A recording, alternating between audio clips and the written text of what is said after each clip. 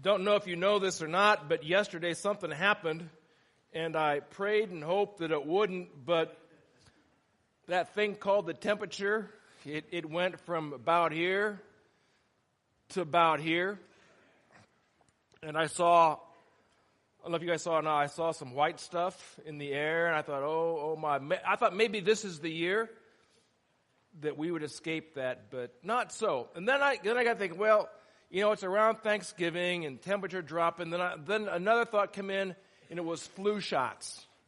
I don't know if some of you do that or some of you go, don't do that. But I was thinking, flu shots. Do you know why people get flu shots? And this is getting deep. Because they like to get a shot? I don't think so. It's because they don't want to get the flu. It's true. It's true. In case you didn't know, they don't want to get sick. Because people don't want to get sick, do they? I mean, we get plenty of prayer requests. I prayed for a lot of folks, for a lot of things over the years. Never, ever have I had one prayer request that they wanted to get ill. And that sounds like, well, of course, are we going somewhere with this? Yeah, the only people who want to get sick are people who are already sick mentally. Those are it. The other thing, we're talking about this emotional, healthy Christian, and that is no one wants to be emotionally sick or emotionally unhealthy. I mean, never, ever, ever, ever wanted anyone or anyone's come to me with a prayer request and they wanted to be depressed. People get depressed, but they don't want to be depressed. Sometimes people take medications to combat that, but I never met anyone who ever wanted to take medication, who ever wanted to take a pill. But if they don't, then other things kick in, and so they do. I never met anyone who wanted to grieve or go through what I call certain kinds of emotions that are unpleasant and potentially even unhealthy.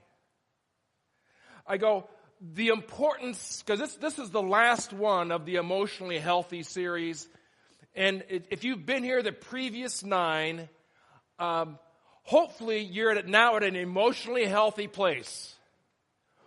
But I know just because we talk about it for a while doesn't mean there's the translation into your life. I get that. This is sort of like, oh, by the way. The real work gets done out there, and most folks, life's just at a pace, and I can't slow down enough to pay much attention here, so maybe I pray into it, but that's about it. But the importance of emotional health allows us to pull off what I call the great commandment of Christ. When he's asked, and you know this, when he's asked, what's the most important thing in the world? What's life about? Why am I here? He says, let me tell you, this is it. He says, you shall love the Lord your God. That's what you're supposed to do with your life. You're to love the Lord your God with all your heart and all your soul, with all your mind, with all of your being, with all of your energy, with all of your time, with all that God's given you. We are to love him. That's what life's really about. He says, that's the great and foremost commandment. And a second is like it, you shall love your neighbor because they're just like you. That's really how it goes. You love your neighbor because they're just like you. And this goes clear back into Deuteronomy 6, and that pulls on the loving your God with all that you have. And I go, the more emotionally healthy we are, the more we can pull this off. The less emotionally healthy we are, the less this becomes a reality in our lives. I go, only people who are emotionally healthy are able to love, and only people who love are emotionally healthy. If you're not, you can't do that, or you won't do that. And when we do it, we become even more healthy. And we are to do that. I go, God is emotionally healthy, and with his emotional health, he chose to love because he could, and he did. And when we're emotionally healthy, we can love. more and greater and consistently and more people? Because isn't it true for most of us, we have a certain type of person, maybe family or maybe our friends, and we love them. But you get outside of that group, and we don't have much love for them. Or there's maybe a one or two, maybe a handful of people in your life that you don't love them, and you don't have any intention of loving them. They're out here. I go, when you're emotionally healthy, you can even love those people who don't love you or love people who aren't like you. I go, love people who voted differently than you. Right? That was a jab, wasn't it? Love people who put political posts out there that you don't like. Because God says we are even to love our enemies and pray for those who hate us, and only emotionally healthy people can do that. Would you agree with me and say, you know, the biggest thing this world needs now is not an invention. It's not a cure. It's not a system. It's not a military. I would say what we need, what we're most lacking is this thing called love. We do. Don't you wish the world was a more loving place? Everybody going to go, I think you do. And can we shrink it down a little bit? Some of you now are in families, and you just wish your family was a more loving family. Already, some of you, you're worked up because come this Thursday, you're going somewhere, and you don't want to be there. And it could be they don't even want you there. But they had to invite you. It's just what we do every year. And there's this conflict going on. And there's this unresolved, whatever it might be, you've just never worked through it. The last time you brought it up, oh my, did we get animated? And so we're supposed to pass the turkey and the other stuff, and maybe at work, you just wish that if just people could get along, if they could love each other. If you have a great boss, you know, excellent. But so many people don't. In the boss and the worker relationship or fellow workers, and it's or maybe the team that you're on, or the class that you're in, or next door neighbor's leaves are blowing onto your yard and you're not sure what to do about it. You're out there in the middle of the night trying to blow them back, and, you know. If only, right? If only we could be a more loving world. Well, I don't expect the world to lead when it comes to love. Do you? I mean, don't we know better? They're not going to lead in love. It's up to the church, or it's up to God's people to lead when it comes to love. Because if we don't do it, can I just tell you something? It's not going to get done. And that's what it needs. And even in our churches, in every church, we need to be greater places where love happens. Every church we ought to be overflowing out of love and with love for one another, for all others, no exceptions. And we will when we're emotionally healthy, but we won't until we're emotionally healthy. Therefore, this whole 10 weeks on emotional health and the most emotional healthy Christian. I go, if not us, then who? The answer is, if not us, that is God's people, no one. A lot of you know I said last week I just got back from Israel, and some of you know something about, you have the Jewish people and the Palestinians, and they're like this. They're like this.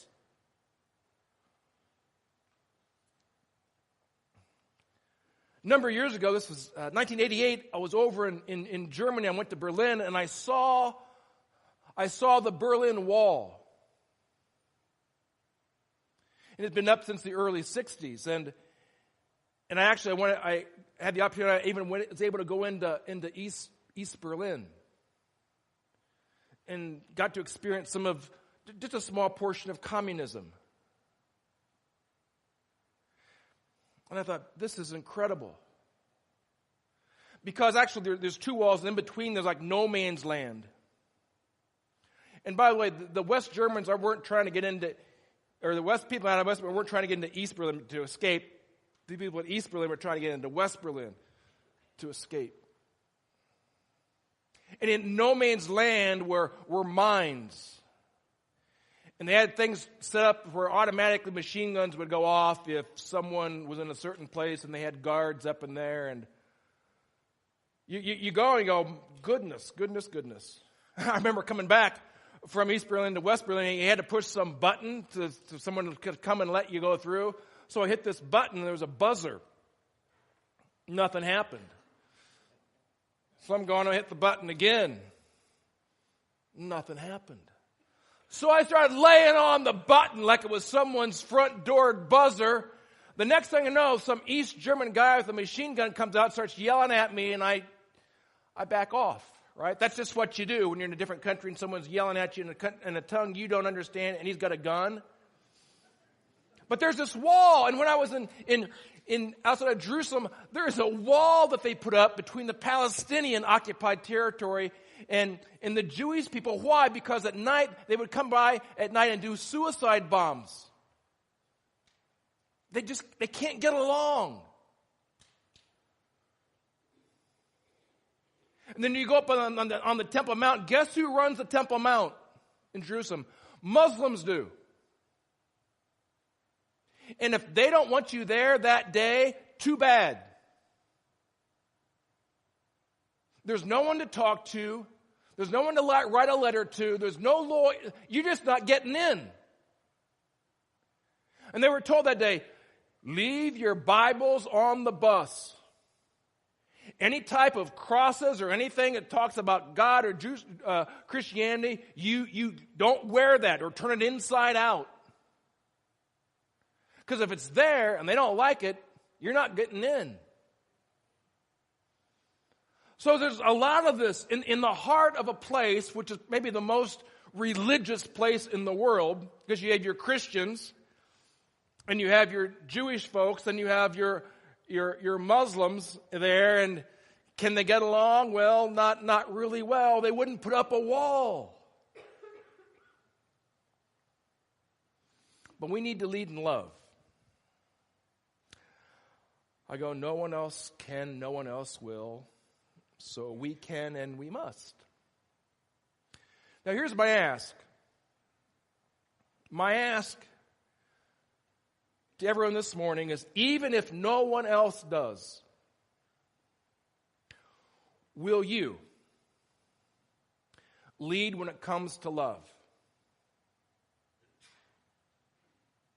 Because that's what this world, that's what this and every church needs. To you folks that are married, will each of you take it upon yourself and say, I'm not going to expect my spouse to lead in love, but I will lead in love. But it's the husband's responsibility. I get that. But if for whatever reason he does not, will you still lead in love in the relationship? Meaning I will love him as much as I am able, as much as I am emotionally healthy.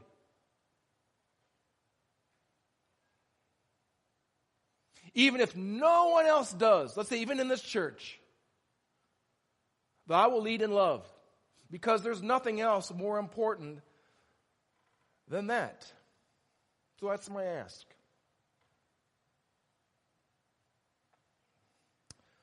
So, John writes, don't love the world. Don't love the things in the world. If anyone loves the world, the love of the Father is not in him. If you love the world, basically, you're not a follower of Christ. God is not in you. That's a pretty big statement. Don't love the world. Don't love the things in the world. Basically, the world is this system that puts God on the outside, that excludes the reality of God in your life. It excludes God out of the decisions that you make. Don't love the things in this world. That's an incredible statement. What does he mean by that? The things in this world. Does anybody here say, I just love pizza? Anybody here you just love pizza? Yeah. Pizza's good. Pizza's good. Does anybody here go, but I love football. I love football. Some of you do. How many people here have at least a 1080 resolution television? Most of you do, don't you? Most of you. And if you don't, you want one. But even those aren't the latest. Now it's what? The 4K. And you want to upgrade. And they're on sale at Walmart. They are. Now, how about we combine? Because after church today, they have a pizza special at Elmo's. They do. Sundays, they have a pizza special. Like you can get like 2 pizzas and something else. I'm not exactly sure what, but I think I'm going to go there today and get some. I'm going to go and get the pizza special. And then I'm going to sit down on my 1080p television, and I'm going to put on the NFL in my comfortable seat. And it's going to be wonderful. And some of you might be doing the same thing. Some of you. You can't wait to go. Is that like loving the things in the world? Some of you ladies are going, that's right. You shouldn't be doing that. You should be painting the garage or something like that. If anyone loves the world, the love of the Father is not in him. And listen, I think this verse is here so we ask that question. Should I, is this okay? Or maybe it's a really nice car. Maybe you're into jewelry. Maybe you're into specialty chocolate. I don't know what. But we use that word of love of all kinds of things that we wouldn't directly say is of God. What are we to make of that?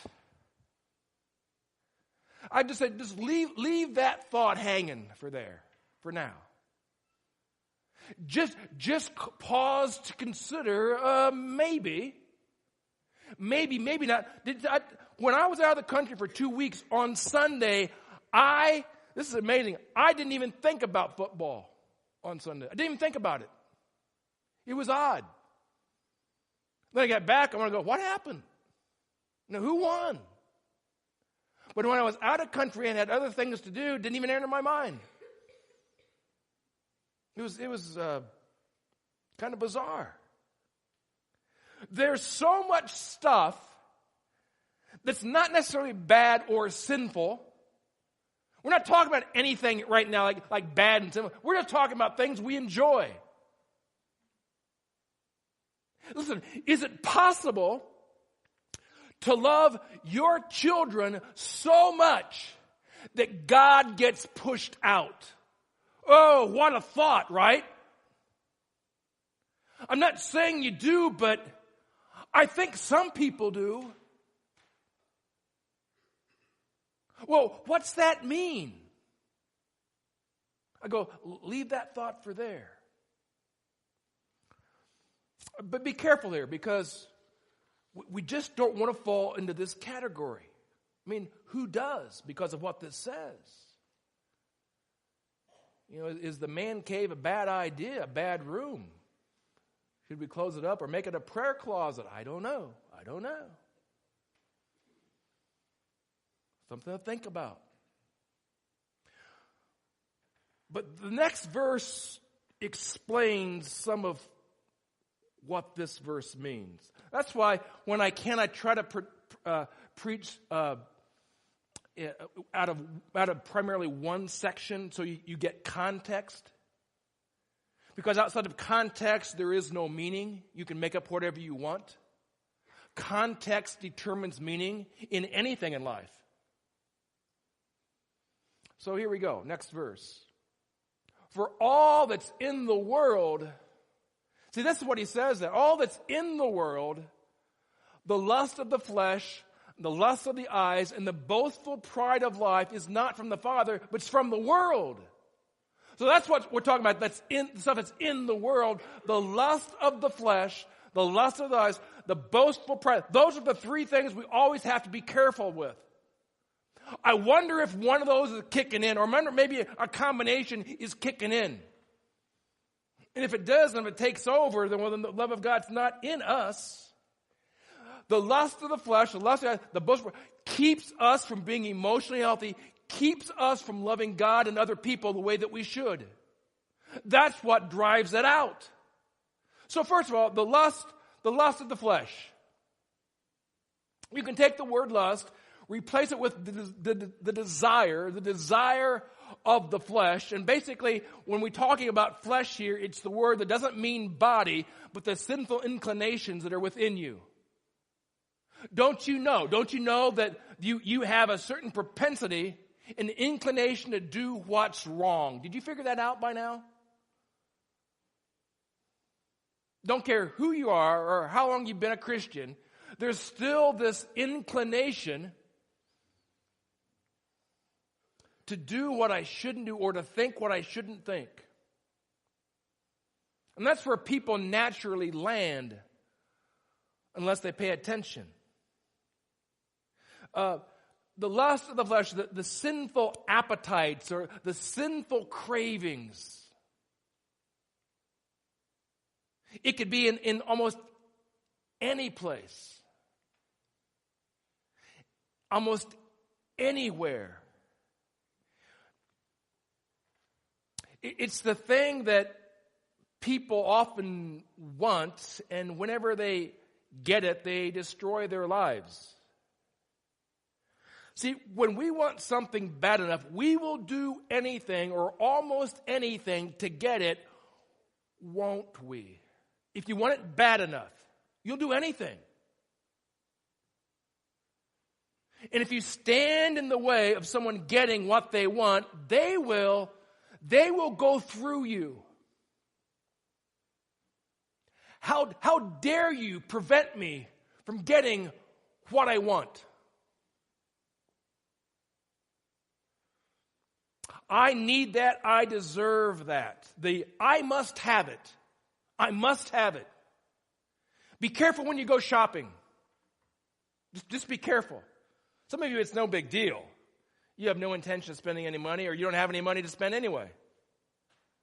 But there are others that, well, whatever happens to, whatever appeals. Some people, even if I know it's wrong, even if I know God's not happy, I'm going to do it anyway.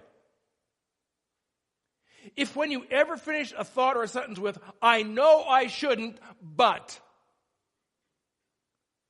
I know I shouldn't, but that's the lust of the flesh. But what? Here's often how we finish that sentence. I know I shouldn't, but it's not that bad. I know I shouldn't, but no one will get hurt.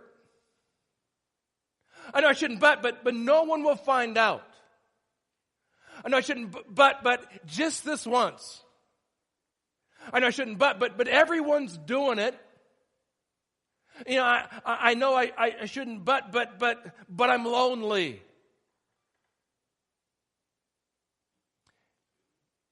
On it goes. I go, that's the lust of the flesh speaking to you. Be careful how you finish your sentences or your thoughts. Well, I know I shouldn't. See, but is a word that cancels out the first part of your thought or sentence. I know it's wrong, but means I don't care if it's wrong. But is a word that allows for exceptions. Yeah, I know, but here's an exception here. This is an exception. You know, I know I shouldn't, but no one's perfect. I know I shouldn't, but I'm just a human being. See, it's the exception.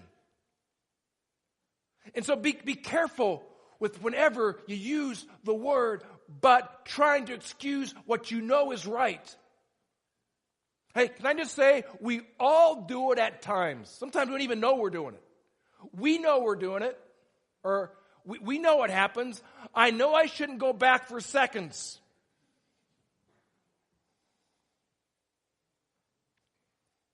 But it's a buffet. Meaning, I already paid for it. Meaning, I want to get the most bang for my buck. Yeah, I mean, it makes financial sense. I won't have to eat again for 3 more days, right? And that's money saved. And we could put that money in the plate at the church when it comes by. So, therefore, the church prospers when I pig out. And we're going, yeah, and who can argue with that, right? Who can argue with that? Makes perfect sense. You'd be stupid not to. So go up seconds, thirds. I mean, eat until you get sick. I mean, you go, I don't know about that. Just be careful with the word but. Because that's the lust of the flesh. When it cancels out what you know you should do. The second thing, called the lust of the eyes. Here again, lust means desire or craving, which comes upon us when we see something. Don't you know that many people, many Christians would be much better Christians if only they were blind? They would. You had that stick and you can't find your way, and that's inconvenient. But for a lot of folks, it would be a moral upgrade if they couldn't see anything anymore. Which is why when Christ talks about, look, if you have this issue, better to basically tear out your right eye than be thrown into hell with your whole body. Well, that sounds serious. Serious stuff. See, unlike the lust of the flesh is an internal issue. The lust of the eyes is an external issue. When you combine the lust of the flesh, internal, with lust of the eyes, external, man, you've got sin just popping all over the place. I mean, you're driving down the street on a nice, hot summer day, and the next thing you know, there's this person, and the lust of the eyes kick in. Whoa. Did you know some people should not go to the beach, the public beach? They just shouldn't. Why? They may not want to admit to themselves because the lust of the eyes just kick in. And away I go. And maybe no one knows, but you do. If only you had one or the other, it wouldn't be so bad, but they often work off of each other. I go, the flesh creates the desire, and the eyes capture the opportunity. That's what happens with this stuff.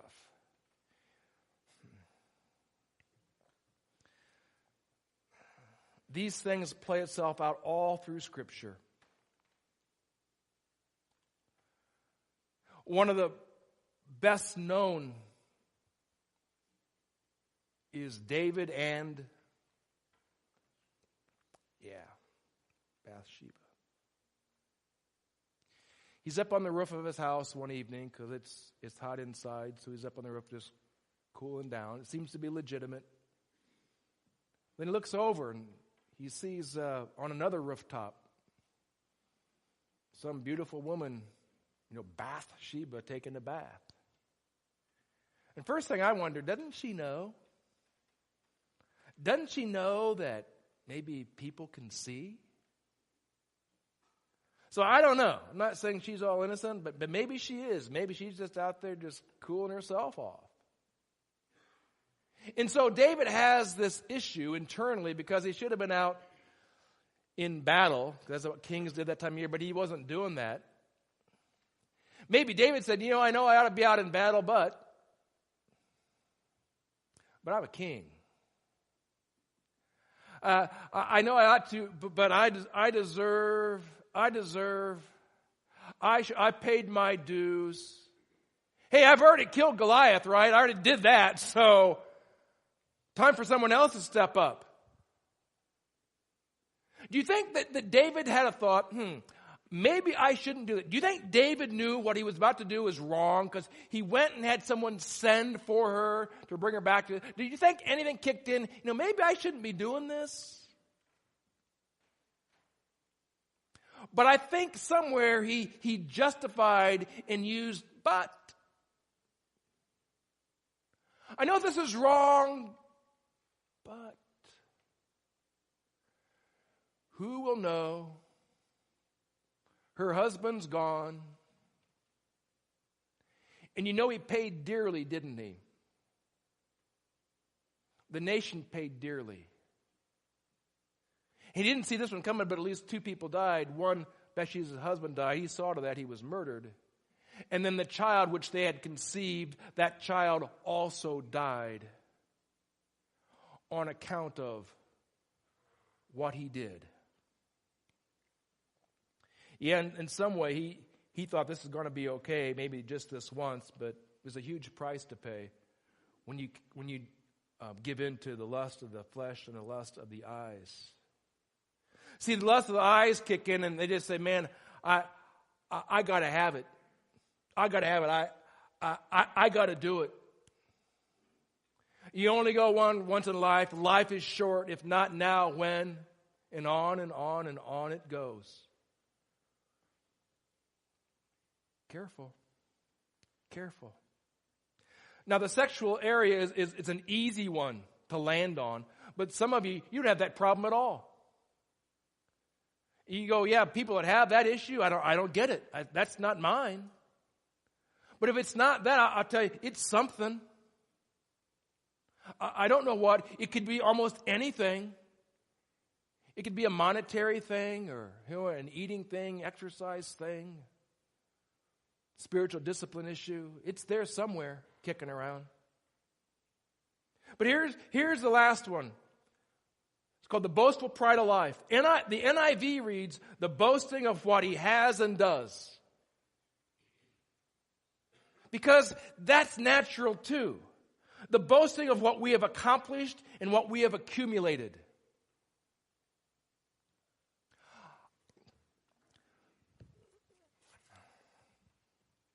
I must say this, and I'm not thinking of anyone here. Some people live in too much house. Don't they? Well, who are you to say? We just know that. Why? And for some folks, I'm sure they got an incredible reason for living in a place that's, I call it McMansion. Some folks just live in McMansion. And you go, why? here, and I'm sure they have a reason. Do you know what some folks are? It's that. See, boasting doesn't necessarily mean you boast with your lips. For some, look what I have. See how successful I am? See, I deserve this. Now, you don't know what's behind it, so don't make a judgment just based on what a house looks like or how much it costs. There could be incredible motives, godly reasons for having a very, very nice place. But I know for others, it's this. Or it could be, the boastful pride of life could be this. You know, I work out, and I watch what I eat, and I watch my weight. And so I want people to see that. I don't know why people don't do that. I don't know why people are overweight, because I'm not. I don't know why they're not in shape, because I am. Now, I think it's good to work out. I think it's good to watch. I think it's all good. But you know what? It's so quick, so easy. It can be this. And now look at me versus some other people. They should be more like me. There are some people that are very, very, very careful with their money. And they look down upon others who seem to spend it frivolously. But I don't. I intentionally drive a car, they think, that's about to fall apart. And that's godly because I don't have car payments. Maybe. Or maybe that's an issue of pride for you. Look, I'm content with less. Why do people have to have a nicer car than me? They're just showing off. See, it worked itself in so many things. My kid,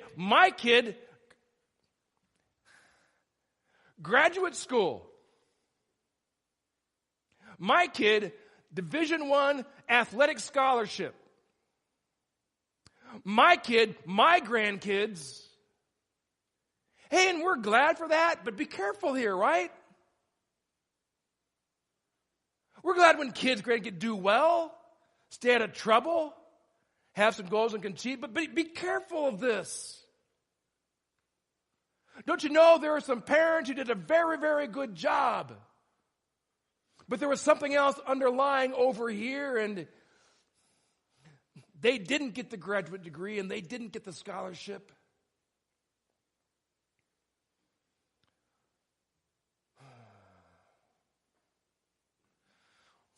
There are some men, 60 years old, and they have a full head of hair.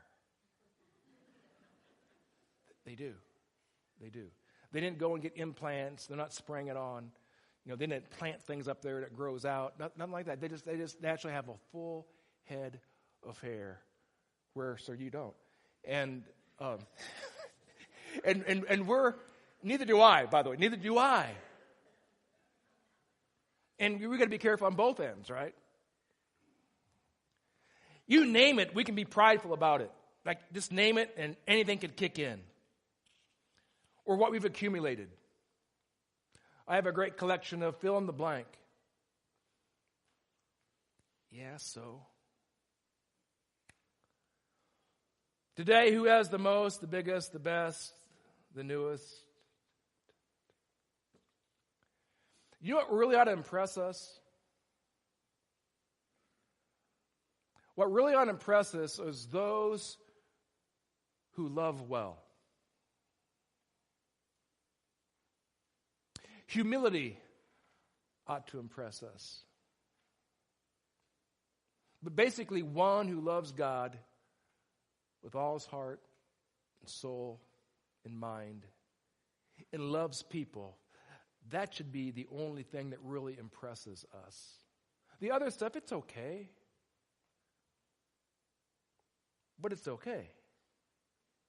See, the final verse here is, and the world is passing away, and also its lust. It's all passing away. It's all temporary. But the one who does the will of God abides forever.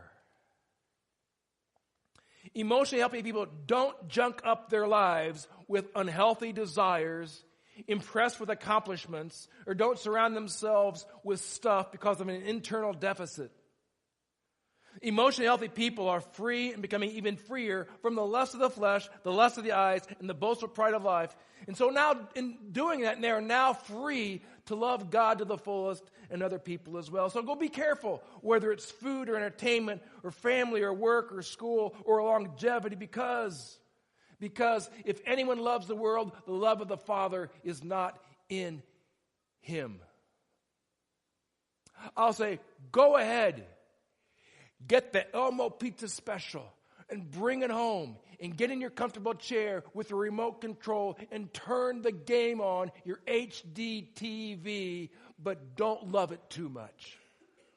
How's that? Don't love it too much. Go ahead and go shop and just be careful. Get the house, it's okay, but be careful that these things are not operational. Take the cruise, who cares? But don't let any of these things push out love for God. Would you pray with me? Lord, thank you so much for your goodness and your love for us. May we be careful here. The lust of the flesh, the lust of the eyes, and the boastful pride. It's so sneaky. It wants to overtake us while we're unaware of it. Don't let that happen. It's too important. But we need your help. Because if we don't get your help and maybe some of the help of others, we're just going to fall into it or stay where we're at. We don't want to do that. Lord, we do thank you because you first loved us, making it therefore possible to love other people and you in return. Let that be really the purpose of our being on the short time we have on this earth. We pray in Christ.